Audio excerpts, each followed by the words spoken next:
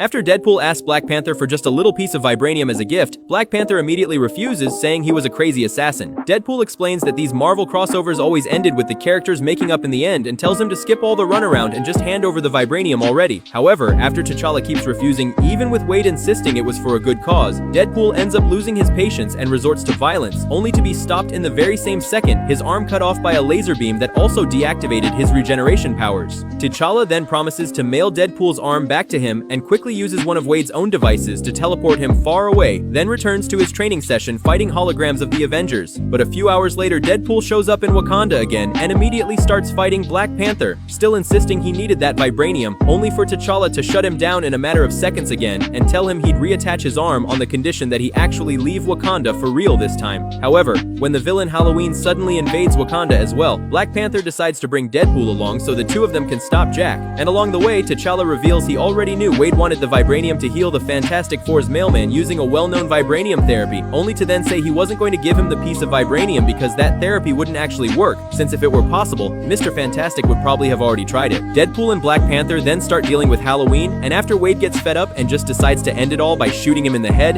T'Challa gets even more furious and immediately cuts off Deadpool's head, only to put it back together a few hours later after he calms down, finally telling Wade to leave. But after Deadpool insists he isn't going without the vibranium, Wade tells Black Panther that he clearly hadn't read the first chapter of the comic to know that he had hidden several bombs in his belt, and Black Panther is suddenly stunned by a massive explosion, allowing Deadpool to steal a magic crowbar and also borrow one of Black Panther's prototype suits, then teleporting himself to Wakanda's great vibranium mine. And after Wade combines the magic crowbar he stole with his broken teleporter to simply transport the entire vibranium mountain out of Wakanda, Deadpool sets up a little stand and starts selling vibranium on a street corner. Black Panther eventually comes after him to recover the crowbar and bring his mountain back, and despite Deadpool giving it his all to keep fighting, T'Challa just starts putting Wade through several simulations to exhaust him and comes out as the winner once again. Now completely defeated, Deadpool starts wondering whether he's a good man and decides to open up to Black Panther, saying that every time he died, deep down he thought he could use that chance to change for the better, but he always kept making the same mistakes and starts to question whether he even had a soul anymore. However, now feeling a little sorry for him, T'Challa finally relents and decides to help heal the Fantastic Four's mailman, then tells Wade not to show up in Wakanda again, and hears Deadpool reply that it would depend on how well that comic sold.